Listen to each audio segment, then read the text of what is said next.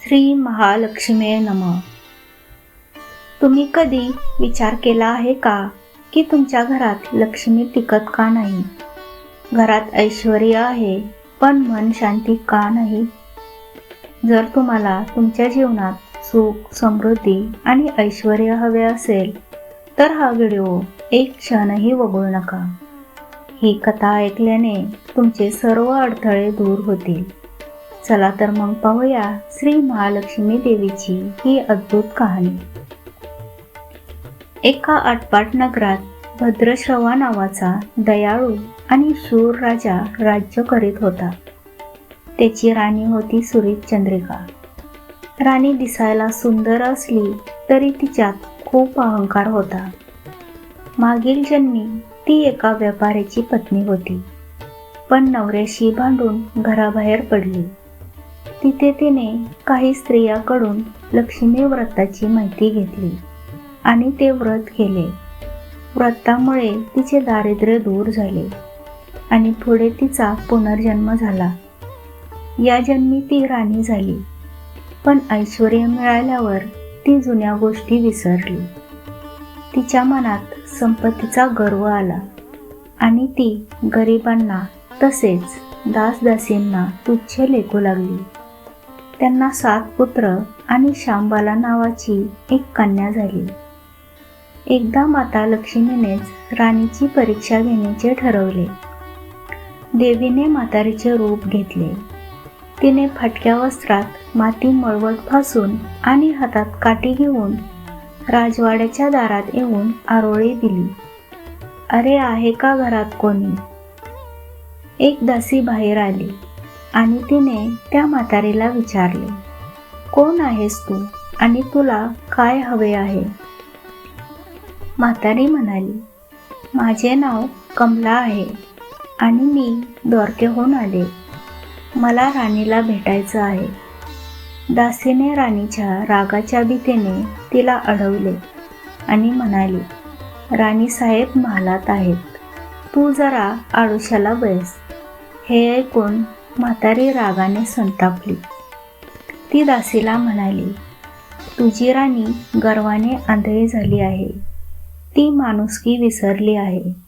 माझ्याच कृपेने तिला हे ऐश्वर्य मिळाले, पण ती देवीला विसरली आहे.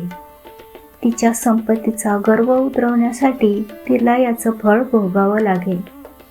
असं बोलून ती निघू लागली. म्हातारी रागाने बाहेर पडत असताना राणीची कन्या शांबाला धावत खाली आली. तिने कळवळून म्हातारीचे पाय धरले आणि म्हणाली, आजी, माझ्या आईची चूक झाली, तिला माफ करा, तुमचा शाप मागे घ्या. मुलीचा नम्रपणा पाहून म्हातारीला दया आली. तिने शांबाला मार्गशीर्ष महिन्यातील लक्ष्मी व्रताचा वसा आणि नियम सांगितले. तोच राणी सुरीचंद्रिका माडीवरून खाली आली आणि म्हातारीला पाहून ओरडली, ए थेरडे, कशाला आलीस इथे? चालती हो इथून. म्हातारी संतापाने घराबाहेर पडली. दासी आणि नंतर शांबालेने लक्ष्मीचे व्रत सुरू केले. त्यांच्या भक्तीमुळे लवकरच शांबालाचा विवाह सिद्धेश्वर राजाचा पुत्र मालाधर याच्याशी झाला. काही काळानंतर शांबाला माहेरी आली.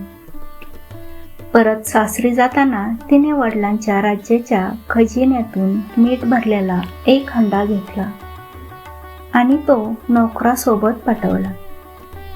सासरच्या घरी मालाधर राजाने हंडा उघडून पाहिला तर त्यात मिठाचे खडे. तो आश्चर्यचकित झाला. शांबाला हसून म्हणाली, हे मीठ माझ्या वडिलांच्या राज्यातील समुद्राचे आहे. हे मीठ जीवनाचे अमृत आहे. अन्न मिठाशिवाय अळणी लागते. ज्याचे मीठ खाल्ले आहे त्याच्यासाठी प्राणाचीही पर्वा न करता इमान राखावे लागते. मालाधर राजाला शांबालाचा गूढ अर्थ समजला. त्याने ताबडतोब वडील भद्रश्रवा यांना गुप्त भेटीसाठी बोलावले.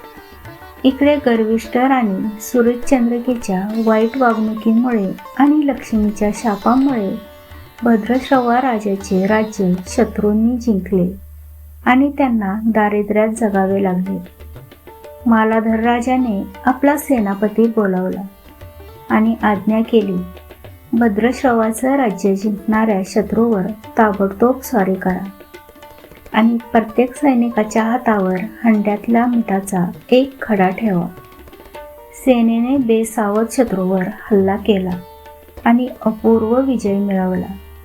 भद्रश्रवाचं राज्य परत मिळाले आणि सैनिकांनी शत्रूचा मोठा खजिना लुटला.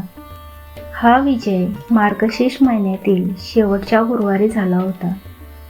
मालाधरने आपल्या सासऱ्याला म्हणजे भद्रश्रवाला सन्मानाने परत बोलावले.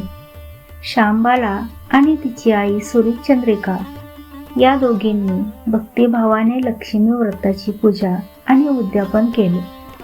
मालाधर राजाने भद्रश्रवाचं राज्य परत त्याच्या स्वाधीन केलं.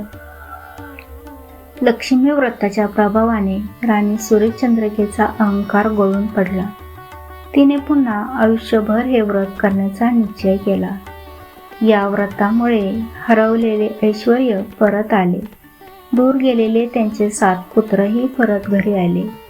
अशी ही 60 उत्तरांची कहाणी 5 उत्तरी सुफळ संपूर्ण.